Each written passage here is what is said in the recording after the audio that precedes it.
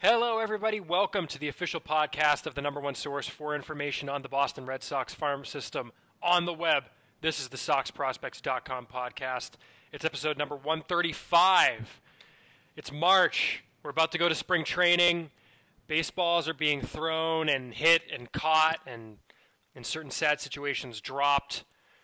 But at any rate, it's a great time of year. Thank you for joining us. My name is Chris Hatfield. I am the executive editor of SoxProspects.com, and I am coming to you from the now snow-covered Sox Prospects Mid-Atlantic offices here in our nation's capital. Joining me, as always, is our director of scouting from the soon-to-be snow-covered Northeast, Ian Kundle. Ian, how are you, my man? I'm sick of snow, and I'm looking forward to getting out of here for a few days, because I was thinking about it. I'm pretty sure every year there's a big snowstorm right before we go to spring training, because I know at least 2 out of the last 3 years I've had to change my flight in order to not have it canceled. Really? So yeah, I did not remember that. Yeah, so I looked back because I noticed, because I just have credits in my account for it, and I was like, huh. So snow is bad right now. Let's you know what you could do? What? Move? Yeah. Yeah. The best is when my wife, who's from Florida, complains about winter in D.C., and I just want to scream. Well, yeah, I think I'm not going to give my takes on Florida right now since we're about to go down there. But yeah, I'm all right with. I'll deal with a little snow. They have good sushi. They do, but I can get good sushi up here too. So just different types of sushi. Different sushi. But we should. No one wants to hear us talk about sushi. That's true. Yeah, the sushi talk gets bad sometimes. But hey, you know what? If you enjoy this podcast, one way you could support us is to subscribe and give us a rating and a review. We're on iTunes. We're on Stitcher. Which, if you have an Android phone and you enjoy listening to podcasts, get Stitcher. That's what I use. They didn't pay me to say that, but it's a great podcasting app. And when you do, rate and review us. I realized yesterday we don't have any ratings there yet. So please go rate and review us on Stitcher if you've got an Android phone. Are you sure that's just because no one has an Android in the world except for you? That's not remotely true. There are more Samsung phones out there than iPhones at this point. I don't know a single person who has one other than you. We're also on Google Play Music. We're on YouTube. Subscribe so you know when a new episode is up, and give us a 4 or 5 star rating and a nice review. That'll help us get in some new ears. We would appreciate that. You can also support us on patreon.com/SoxProspects. You can go on there and see the rewards you get for each level of your support. We recently, Ian, had our quarterly, I guess it's not quarterly, it's our 4 times a year chat with our $2 and up patrons on Patreon. So that was great recently, and if you give $2 per episode, you can join in that chat as well. And as we do every show, we want to thank our $5 level contributors. That'd be Sox Signatures, Lendell Martin, Kirby Miller, Gerardo Ian Tosca, Kyle Costigan, Tyler Woodrow, Jeff Trainer, David Nardone, Tim Harding, Hurricanes 1, Bill Stanton, Deb Kendall, and Evan Kirkwood. Thank you to them and to all of our contributors on Patreon. We love getting your emails, so send those to podcast@soxprospects.com. We want to talk about what you want to hear about, so send those in. Make sure you follow the site's main Twitter account @SoxProspects. Shout out to Gabriel Fiddler, man. That's our new social media specialist, and he has been absolutely crushing it on our Twitter. So if you may have stopped paying attention to the Sox Prospects Twitter account, make sure you get back on there. He's doing a lot more original stuff, commenting on stuff that's out there on the web, doing some targeted retweets, things like that. I probably got a text talking about how great he is right now. That's probably what you just heard. So, at any rate, it's also a lot of keeps you updated every day with what's going on in the prospects in the major league side of camp still. So that's always I really enjoy that as someone who doesn't really have time to check out the box score every day or watch the spring training games. Seeing those tweets, seeing who's playing, seeing who what I need to check out later in the evening is very useful. So definitely give it a follow if you haven't. Yep. Also, you can follow me @SPChrisHatfield. You can follow Ian @Ian Kundle. And make sure you're checking out the news page at news.soxprospects.com. And that actually reminds me of a really funny story, and was with some family recently for my mother's 100th birthday, or my grandmother's 100th birthday. I was going to say, if your mother's 100th birthday, you must be really old. I'm not that old. No, my grandmother's 100th birthday. She's an absolute gem. But that's insane. Yeah, it's nuts. She's got a better personality and sense of humor than I do. And that's not hard to do. Anyone in my family, yeah, that's true. That anyone in my family does is probably the better way to put it. But I was talking with my uncle. He's like, I guess what happened is my cousin's husband put on the podcast at one point, and they were listening. It must have been the podcast because they heard me talking about how your zipper last episode sounded like a fart. Sounded like you were farting, and he was like horrified. It was great. I was like, I said fart, man. Like, you're horrified by the fact I said fart on a podcast, really? But he was just kind of my like, zipper was very loud. Speaking of which, I'm zipping my zipper now, so it's not an issue. I hadn't heard anything yet, but I appreciate that. Well, this is a different jacket. Speaking of editing, shout out to Joe Tetrol, the podcast's producer, who will hopefully clean this section up. Yeah, seriously, that was bad. That went off the rails quickly. It did. All right, well, you can tell we're getting antsy. We just want to get down to spring training. We do. So as we record this, it is March the 21st. We are going down to spring training, Ian, from Friday the 23rd through Tuesday the 27th. So we're very early Friday. Yeah, it's not going to be good. It's going to be an early night on Friday. There's going to be no staying out to see. There will be because there's college basketball and stuff. Virginia's got a game, right? No. I think we lost Hatfield, and that's what happens when you bring up Virginia. Hey, you know what? You deserve that. I get one. You do. Worth it. Hey.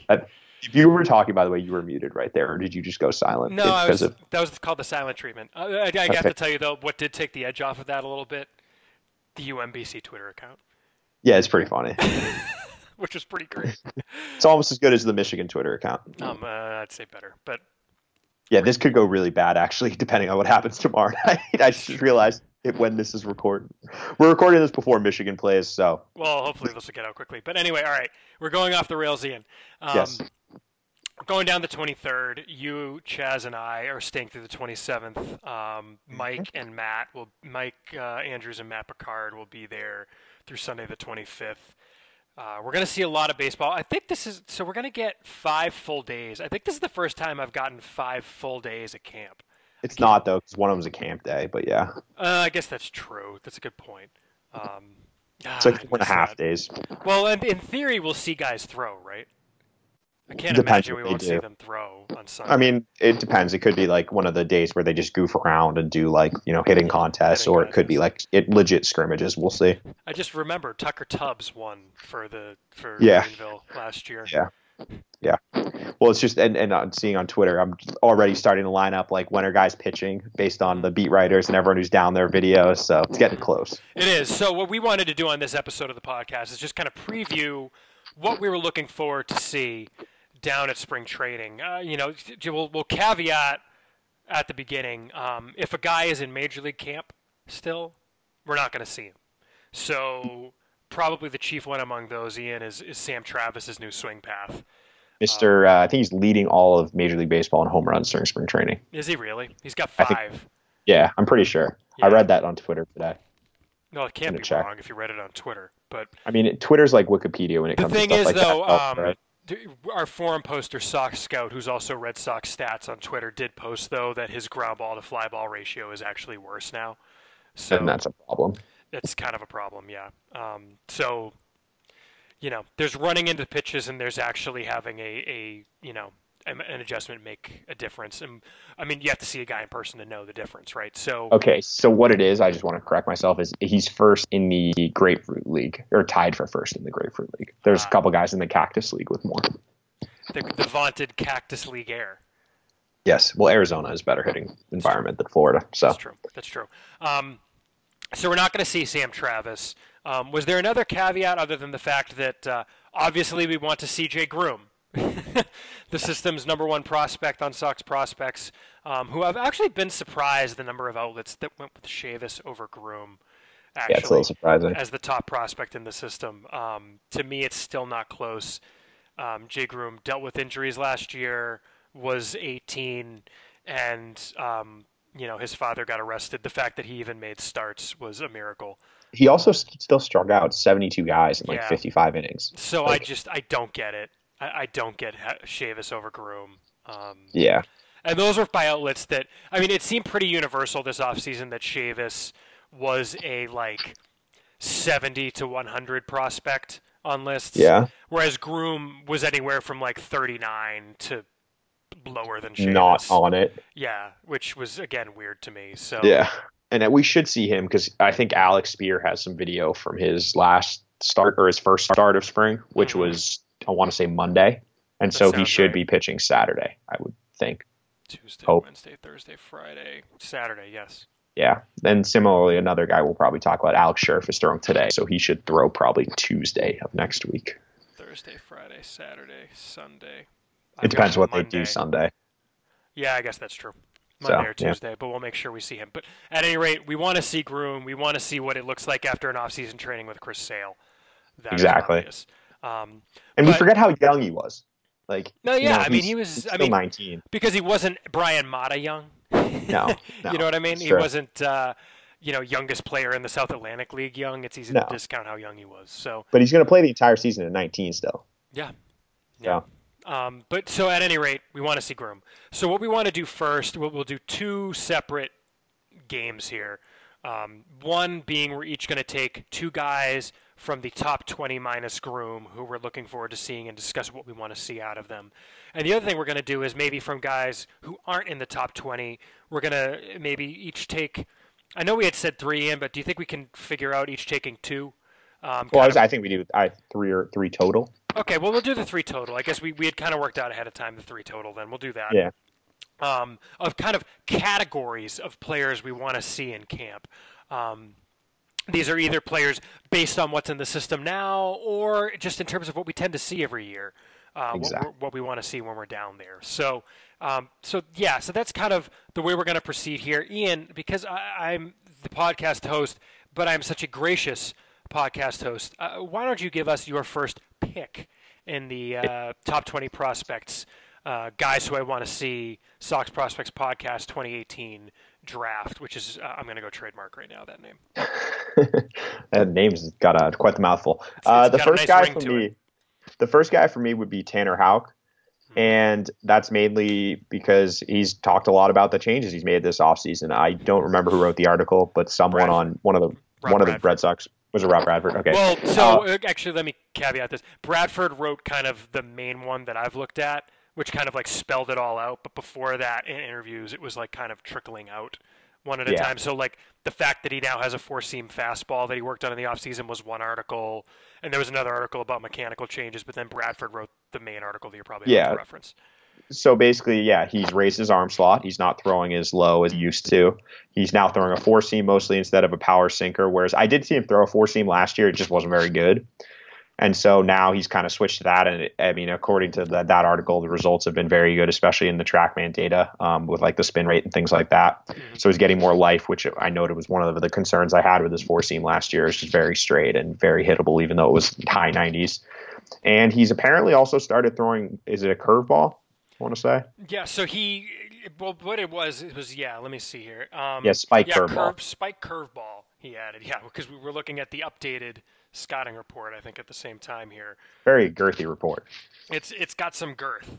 Exactly. It's got some girth. I mean, it's kind of crazy. They drafted a first rounder with the intent of completely changing him. I mean, I don't hate it. I don't hate it either, but it's just it's not what you think of when you think of college first rounder. No, that's what I was about to say. Pitched in the SEC and for Team USA. It's more something like they kind of did it with Kopech with his mechanics. Like they signed him, they knew the arm was electric, and he was a great athlete. And then they tweaked the mechanics a little bit, added a pitch here, and boom, you saw what he became. But he was like 18, 19 when they did that. It's just interesting that they're trying it with Houck, who's 21, who they clearly see as more of a project than you would have thought based on his, his prior accomplishments and his pedigree. Yeah, he's 21 and it's his age 22 season. He's going to be 22 on June 29th. Exactly. It's kind of crazy to me that they're doing that. I mean, the Bradford article, I mean, it's basically said he got drafted as a 2-seam slider changeup guy. Yeah. With the 2-seam and slider potentially being at least above average. Yeah, he was a 2-seam slider guy. Yeah, and they I mean, the arm slot, I don't think it's a conscious decision to move the arm slot up. I may be wrong on this. I think it's more that they're having him kind of pitch more upright, or no, they got rid of the side to side action, which if you saw his mechanics, he went a lot side to side in his mechanics, and they said, all right, we're gonna make you have your momentum go to the plate, and that has worked to raise the arm slot as kind of a byproduct. Because we have video on our YouTube page, and if you see it, it's from him and Lowell from 3 different starts, I want to say. And if you see it, he starts on one side of the rubber and steps towards the other dugout across the rubber, and it just didn't make any sense. Like, he's not going forward. He's literally going at like a, I don't know, whatever angle, 45-degree angle. I think perpendicular. Perpendicular, yeah, that also works. Yes. So it was just very weird. But I'm glad they did it, and I'm very interested to see it because, I mean, he's got a great pitcher's frame, and there's stuff in there. Like, he's got a good arm. Mm-hmm. So if they can tweak things here and there, and he gets, another legit pitch, so he's now a 4-pitch guy, then that's very interesting. Mm-hmm. Yeah, I mean, the kind of last line of his scouting report that we added was, let's see, this projection must be hedged, however, given that the organization is reportedly making significant changes to Houck's mechanics and pitch arsenal, semicolon, could look like a completely different pitcher from the one drafted within a year or two. So who knows, man?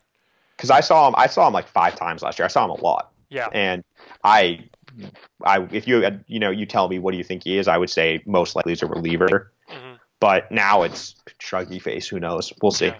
But he's so for that reason, I'm just very interested to see him. Right. Got it. Cool. Yeah, that's definitely something we're going to prioritize down there.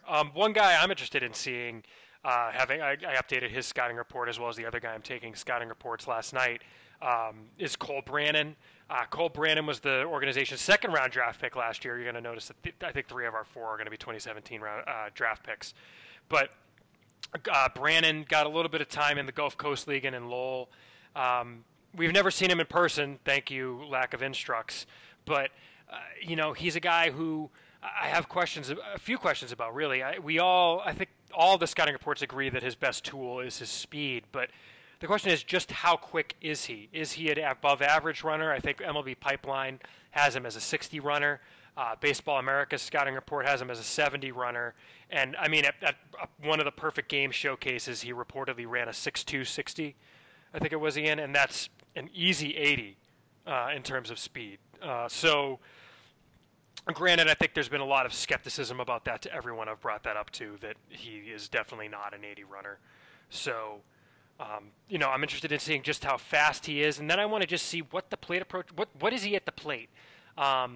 There's questions about whether or not there's power potential in the swing. Is he going to be anything more than a line drive hitter, which has value in Fenway, sure, but is there maybe enough power to let a hit tool that's solid from the left side play up? Or, is he going to be a guy that just swats balls off the wall a little bit off the base of the green monster, in theory, if you projected him down the road? Last year in the Gulf Coast League, absolutely no extra base power to be spoken of, despite at least above average speed. In 39 games, he had 2 doubles, and that was it in terms of extra base hits. Hit 231, but that said, he took 30 walks in 39 games. So clearly he's willing to take a walk. Is that an advanced plate approach? Is it a passive plate approach? Who knows? So I kind of want to see what's going on with Cole Brannen at the plate, Ian. Sorry, I was on mute. I agree. I don't really have much to add because, as you said, he's not someone we've seen. But given he's probably the top outfield prospect in the system. Oh, he's clearly the top outfield prospect. Yeah, it'd be good to just kind of see what they have there and whether it's what kind of the profile is. And we probably a good spot to mention. Last week we kind of made a comment about Anuri Tavares in center field. Tavares finally getting some time in center field. Yeah. Which Mike was ahead of us on that one. So it seems like the Red Sox are finally coming around on the fact that as we've kind of been saying for 3 years now on Tavares, probably should be getting some time in center. So hopefully. Good to see that. I like it. Yeah, exactly. Working with him there. Ian, who you got? My second guy is also a pitcher. Mm-hmm. You can sense a theme here because if you look at the top 20, there's not that many hitters, to be honest. Mm-hmm. But it's Darwinzon Hernandez, and it's going to be short and sweet. I want to see this supposed new slider. Hernandez pitched last year at age 20 in Greenville. Was 20 the whole year. He's going to be 21 all year this year. Numbers are good. Yeah. Don't a lot of strikeouts. A lot of strikeouts. But tell us about the slider. But yeah, it's just something that cropped up. I think it came, according, I think it was Alex Scherff had it, that in his last start of the year, he started throwing a slider, and it was the organization was really impressed with it, and the scouts who saw it were too. Mm-hmm. And that's interesting to me because his arm slot was always more of a slider arm slot than a curveball arm slot. And given his stuff, his fastball, he can get up into the mid 90s pretty easily. Command's still an issue, and that's another thing I'm interested to see. But slider just always seemed to make more sense with the type of pitcher he was. So I'm just interested to see what it looks like, because if that can develop into a reliable secondary pitch and that he can continue to improve the changeup, then, that's someone who definitely will be in the top 10 come the end of spring training. Yeah, definitely. I think probably. I mean, I don't know if this is one of those things we say every year, Ian, because it's possible, but I feel like there's going to be a lot of movement in the rankings based on what we see in spring training. Well, I mean, I don't want to overreact too much based on, obviously it's going to be one look for the pitchers or two looks at most, and then not a lot for and if 20 at bats, 15 at bats for the hitters, so it'll be a little easier for the hitters. But it's just the lack of instructs last year has meant it's been pretty static for a while. Right. So. Right. I mean, more just, maybe not the top four. I think the top four won't really change. I mean, maybe flip a Mata and a Houck, depending on how Houck looks. But, I mean, I think from 5 down, everyone's so tight that, like... Yeah, it's a reflection on the kind of how grouped up everyone is after that. I mean, even a little thing can make a big difference for our rankings-wise. Darwinzon Hernandez at the end of last season was the 15th ranked prospect in the system. I wouldn't put it past them to be ranked 5th if we are super-duper impressed by what we see. Yeah, I mean, that's a 10-spot jump within the top 20. I mean, I'm not sure I'd go that high, but yeah, he's someone who definitely has if we put arrows like we used to, he'd have an arrow next to him pointing up. Mm-hmm. Right. All right, and then my second guy that I'll talk about is another 2017 draftee, and that'd be the 5th rounder, Alex Scherff. Scherff didn't pitch last year. He was drafted out of Texas in the 5th round, but he got really more of an early 3rd round bonus, maybe one of the supplemental pick after the 2nd round type bonus. Just really intriguing. What is Alex Scherff? He's got such a kind of a weird background. He pitched at 3 different high schools over 4 years, and the one that he pitched at for 2 years, he pitched at in his freshman and senior seasons. So, just a really interesting, and I hadn't realized he apparently had some issues with conditioning in high school where he lost 40 pounds between his sophomore and junior seasons, which is kind of crazy to me to be losing 40 pounds in high school, but good for him. What is he? The report is fastball sits 93 to 95, topping out at either 97 or 98. But, I could just think back to Jay Groom when he was Jason Groom. And, I mean, what was the report that he sat? Probably was that, right? 93 to 95, topping out at 98 or similar. Yeah, 97, I think, but yeah. 97, and we've seen him in the low to mid-90s. So. He's like 90, 92, top 95. At his best, I've seen him was 92, 93, or 92, 94. But yeah, I've never seen anything higher than 95. Right. So, it's just kind of, take that with a grain of salt. What is he? In a system that could use, I mean, we talk about there's a lot of pitchers, compared to hitters in the top 10, or top 20, but not that many surefire starting pitchers, to be perfectly honest. If you look at even starting with Houck, at least 2017 Tanner Houck, like you said, was a guy that maybe is a late inning relief pitcher. So, is he a guy that could become one of those younger, lower in the minors potential starting pitcher prospects, or is this another guy that's going to have 2 pitches and is going to project to probably be a back end of the bullpen sort of guy? So I'm really interested to see what Scherff is. I want to see, we haven't seen the body. 6'4", 205 is what we have. I want to see what the frame looks like. I want to see the mechanics. I haven't seen any of it in person because he was another guy with kind of funky looking mechanics to see maybe are they doing something there too. Yep, everything you said, I agree with. Cool. And then, hey, you know what? If you guys have anyone that you want to hear reports about while we're down there, make sure you email us, podcast@SoxProspects.com, or shoot us a tweet over on Twitter. Again, we know the obvious ones. I started a thread on the SoxProspects.com forum the other day about asking what people in our forum wanted to see, and I had to kind of caveat, like, look, we know to look at Jay Groom. We know to look at Brian Mata. We know to look at Tanner Houck. Like, don't say, I want to see what this guy looks like. Tell us, is there something specific that you want to hear about while we're down there so we can report back to you. So hit us up on the Twitter and by email. And definitely on the Twitter too. Hopefully we'll be able to do like we did last year, get some live, what is it, Yeah. periscopes going of Yeah, certain and if we some do that, action and stuff. So yeah, yeah, if we do that, it'll probably be from the main Sox Prospects correct. account. That's what I was going to add. Yeah. Yeah, so make sure you're following at Sox Prospects. It's not gonna. I'm definitely not gonna be doing that from my personal No. account. So So yeah, follow the main account, and maybe we'll have some video, and we'll also just be trying to take some videos and put them up on that. And if there's like batting practice videos, that might be something put on the personal account. But yeah, if it's something big, we'll put it on the main account. Well, not mine. Maybe Ian's. Maybe Yeah, Ian's, and Chaz will be down there too at CB Fiorino. Yeah. Mike Andrews will be down there. Although I don't know if he'll be tweeting, but I think he's at Mike Andrews SP. Is he still? Yeah, he's still on there. But it'll probably we'll try to make sure the main account retweets everything too. So just if you're following that, and just follow us anyway because it's smart. But the main account will have a lot of the info going too. Yeah, it's at Mike Andrews SP, and then Matt Picard. I don't know if he has Twitter, but if he does, we'll tweet it from the account. Yeah. Yeah.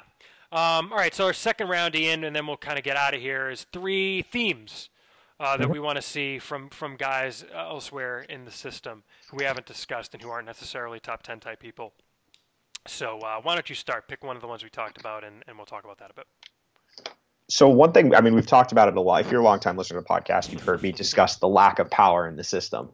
And, I mean, I want to see if there are, any young guys who project to have power.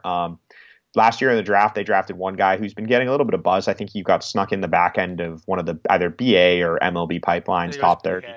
Or could have been MLB pipeline. It was one of them. And Tyler Esplin, he was drafted last year in the 7th round out of the IMG Academy.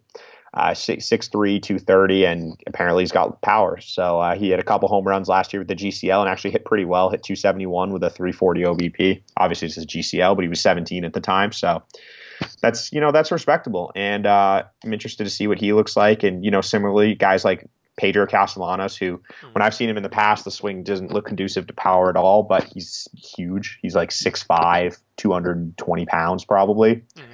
So, maybe there's some power in there. Other guys, just a couple names like Roldani Baldwin, who had, I think, 16 home runs last year in Greenville, 14.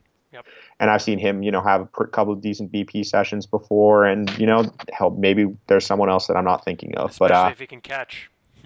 Exactly. So I'm just interested to see kind of the young power, and I guess you could even throw Bobby Dahlbeck in there. I was going to say that he's a top 20 guy, but is there going to be too much swing and miss? Exactly. For him to get to that power or not. It'll be interesting to see. Another name I'll throw out there to see if he's healthy or not. I've got the system sorted last year by slugging percentage. Jeremy Barfield, who I don't know if he's still up in Major League camp or did he get sent down? He got sent down. He got sent down. I mean, is Jeremy Barfield for real? That's a little higher in the system, but and he's old too. He's like 29. Yeah, but still, he had 28 bombs last year. So that's true. And that was in 95 games. Devers is up. Chavis is Chavis. How about? Well, I was going to say Chavis is hurt. We should remind people that we're not talking about him because he's not playing right now. So yeah, apparently he is working out, but they're understandably taking it slow. But how about for a guy who, to see if he's healthy or not? There were 2, 4, 6 guys in the system last year who had 100 plate appearances that slugged above 500, and one of those was Trent Kemp. In Salem, is he healthy? I've seen him hit for power before. Yeah. He's got a great frame, athletic guy. He was a football player in high school. I think he was going to Fresno State also to play football, I want to say. I believe so. He's got power, but it's just, as you said, he just doesn't stay on the field. Well, yeah, He's got to stay healthy. If he can stay healthy, he's a guy who's intriguing. We talked about the lack of depth among the outfielders in the system. There's an outfielder for you. So exactly. Yeah. Another kind of guy. I'm going to take the one we talked about 30, and just because I feel like I can mention that a little better, although I always throw to you. Kind of more of an archetype of guy who we see when we're down there rather than what's in the system. But that's kind of the pop-up prospect typically winds up being an arm. Guys who we really haven't heard much about, who either it's a draftee we don't know a whole lot about, who was maybe a later round draftee, or usually more often a guy from the Latin American program who was an international free agent, but who we go in and it turns out the guy, we go in and who's this guy? Oh, he's throwing 96. Okay. Who's this guy? Or, oh, he's got 3 pitches and has pitchability. Like for example, some guys like last year, Yohan Martinez was a guy who popped up for us, and now he's kind of a consensus top 30 prospect. before that, Brian Mata was a guy who really impressed us in camp. I want to see, is there going to be a guy who, when we get into camp, really impresses us? Is a draftee like Aaron Perry last year going to look very impressive? He's a guy who didn't pitch last year. Is it going to be someone out of the Latin American program like, I don't know, Gregory Santos was probably going to be the guy, but they traded him. Looking at some of the names, is it going to be, Jose Gonzalez, who was actually in the Gulf Coast League last year but had some pretty good numbers? Who knows who we're going to see, and is there going to be someone who really pops up and surprises us, either on that side of the ball or on the other side of the ball, who can either really pick it or, can really swing or has really made changes to their swing or approach that we didn't notice last year. So that's the type of guy that I'm always interested in seeing and kind of getting excited about while we're down there. Yeah, I agree. And as you said, given, the lack of depth in the system in the lower reaches, that's where a lot of the movement I think is going to come. It's those guys who we see who, they show off a couple interesting tools. And in this system, that's a top 60 prospect probably. So. Sure. Yeah. I think we're going to definitely have some guys who aren't on our radar for the top 60 who will certainly jump in. I could see us adding. I'm not projecting that we're going to or promising that we're going to, but I could see like 5-10 guys jumping into the top 60. Oh yeah, for sure. Easily, with how kind of bunched together. It's fluid down there. It's very fluid. Ian, what's our third category of player we're excited to see? The last one for me would be the middle infielders. Mm-hmm. And the system, as we kind of, we've talked about a lot, there's not a lot of depth in the middle infield positions. In the higher end, you've got CJ Chatham is really the only guy in the top 20, unless you count Zhu Wei Lin, who's kind of a utility guy now. He is what he is. I mean, he's major league depth at this point too. Exactly. So there's not a lot of middle infield guys who project to stick there, mm-hmm. And so I want to see those guys. Guys like Kerwin Suarez, who had a solid year with the GCL last year. Ever Luis Lozada. Guys like Santiago Espinal. There's one other guy. I'm trying to find. He's on the draft list from last year. Andre Colon? Thank you. Yes, him. Mm-hmm. Andre Colon, who signed out of Puerto Rico, got $125K last year. Guys like that. I want to see if any of those guys are taking a step forward and are someone, who should move up the rankings a little bit. Because, developing middle infielders it's something every system wants to do. It's also probably the hardest position to develop homegrown guys at. And the Red Sox obviously have had a couple good ones over the past few years. And is there someone else who's next in the pipeline? And we saw with like Xander Bogaerts, he wasn't that heralded at first. He got $350K to sign. Mm-hmm. Guys like that, it doesn't happen often, but Bogaerts, someone can develop. More than that. Or maybe 450. I think it was 450, yeah. And then Jair got another like one. Oh, yeah. No, Bogaerts got 510. 510, okay. 450 was the Basabes. Gotcha. That's who I was thinking of, was the Alejandro Basabe. Mm-hmm. But they've had some success developing Latin American middle infielders, both for their team and as trade chips. So I'm interested to see if any of those guys have taken a step forward. We'll see what happens. Mm-hmm. It's going to be a good trip, I think. We're going to get down there. Ian and I don't nobody say we never did anything for you. Ian and I are both getting up and leaving the house before 4 a.m. to make our flights Friday morning in order to get there in time to get a full day. I like to get to the camp in the morning and do what I like to call taking attendance, seeing where everybody is. That really helps us with our projections at what levels guys are going to, see what positions guys are working out. Yeah. And also, it's just good mornings is when you see BP. It's when they do kind of infield, outfield. You get a feeling with the infielders, what are their hands like? What's their arm like? And then at the plate, obviously, have they made any swing changes? What's their raw power looking like? Granted, a lot of it's situational at first, but there's always a couple rounds that are just let it fly. So it's a lot of good stuff happens in the morning, and that was the only flight that would allow us to get down there in time. So I'm willing to make that sacrifice. I'll probably sleep for like 2 hours that night. Yeah. Well, it is what it is. We'll live. Exactly. I should mention news since the last podcast, because we didn't really do that. So we're throwing this at the end. I'm trying to think if there have been guys reassigned from Major League Camp, obviously, Ian. One thing that did happen is Austin Glorious suffered a ankle injury, and he is done for the year. He had to have surgery. I guess it was just kind of a freak accident doing a shuttle drill and planted the cleat, and it got caught. So unfortunately, Austin Glorious, who was kind of one of our pop-up guys, you caught him in Lowell, I think it was, right? In 2015. Glorious Yeah. looks like he'll be done for the year, unfortunately. So best wishes to Glorious. Unfortunately, no Bobby Roode jokes with Austin Glorious this year, but hopefully he can bounce back. And I guess Alex Spear reported he had been toying with a new lower arm slot to try and give him a different look, and had some success with it. So best of luck to him. But I think that's about it in terms of news, unless you want to count the I kind of meant to get your thoughts on this, Ian, the Latin American initiative with the minor league teams taking different team name. 33 minor league teams will take different team names on Tuesdays, including the Paw Sox and Greenville Drive. There's some cool hats. I mean, that's my takeaway. I don't have a lot there. Yeah, and then the Paw Sox are the polar bears, because when you think of Rhode Island, you think of polar bears. And the Drive are the Greenville Energia, which I assume is energy. But the Mariachis de Nuevo Mexico, by far, have the best cap, in my opinion. But yeah, it's a solid one. Yeah.